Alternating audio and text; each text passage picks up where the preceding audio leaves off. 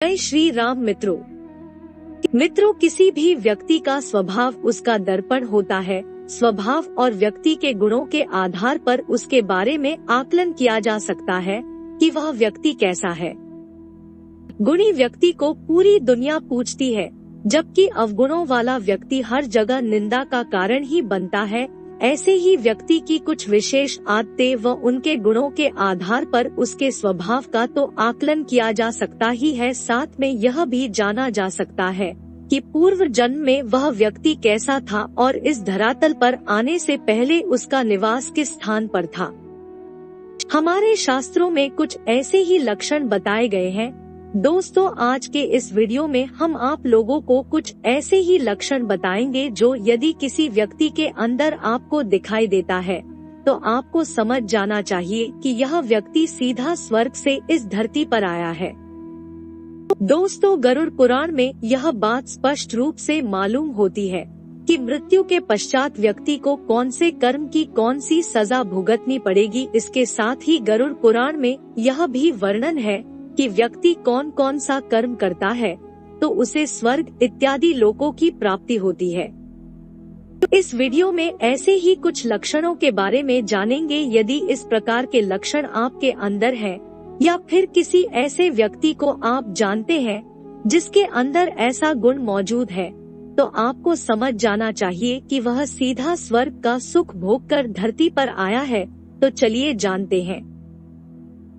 Number 1, दानी स्वभाव। दोस्तों, गरुड़ पुराण के मुताबिक जो व्यक्ति सीधे स्वर्ग लोक से इस धरती पर जन्म लेता है उसके स्वभाव में दानवीरता देखने को मिलती है, यानी कि वह व्यक्ति दान देने में किसी भी जगह पीछे नहीं रुकता। जहां भी मौका मिले, जैसा भी उसके पास मौजूद रहता है, ठीक उसी के अनुरूप वह दान करता है। दान के क्षेत्र में कभी भी वह व्यक्ति पीछे नहीं होता। जो व्यक्ति लगातार बिना कुछ सोचे समझे दान देता है, बिना फल की इच्छा के, तो आपको ऐसे में समझ जाना चाहिए कि वह व्यक्ति कोई आम व्यक्ति नहीं है, बल्कि वह सीधा स्वर्ग से आया है। शास्त्रों में भी दान की महिमा बताई गई है। दान देने को सबसे बड़ा धर्म माना गया है और दान देना 16 संस्कारों में से एक प्रकार का संस्कार भी माना जाता है।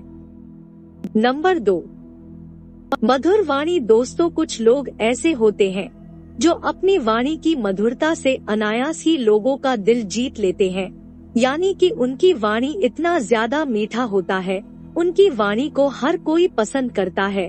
उस व्यक्ति के मुंह से निकला हुआ हर शब्द दूसरे व्यक्ति के लिए जो श्रोता होता है, अमृत के समान होता है।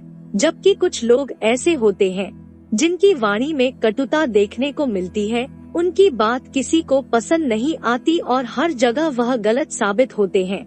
लेकिन ऐसा पूर्व जन्म के कर्मों के कारण होता है। आपको बता दे, जिस व्यक्ति की मधुर वाणी होती है वह सीधा स्वर्ग से इस धरती पर आया हुआ है।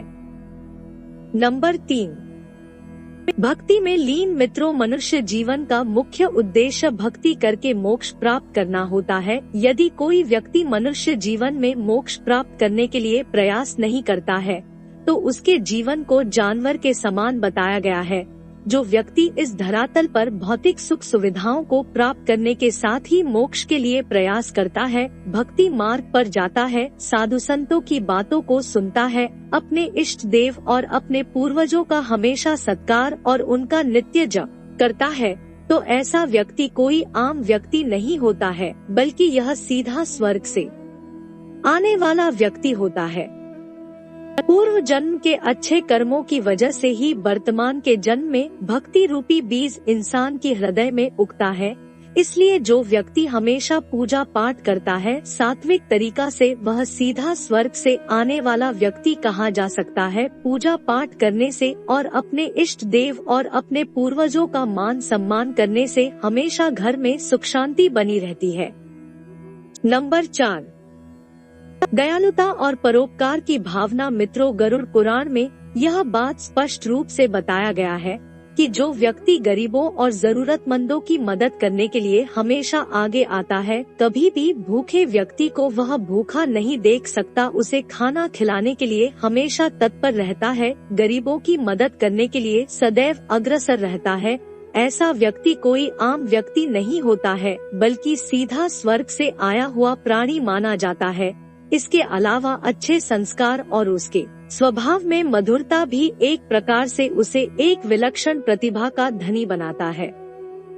मित्रों, ऐसे ही सनातन धर्म से जुड़ी बातों को जानने के लिए चैनल को सब्सक्राइब करें और वीडियो को अपने मित्रों और परिवारजनों के साथ शेयर करें। जय श्री राम।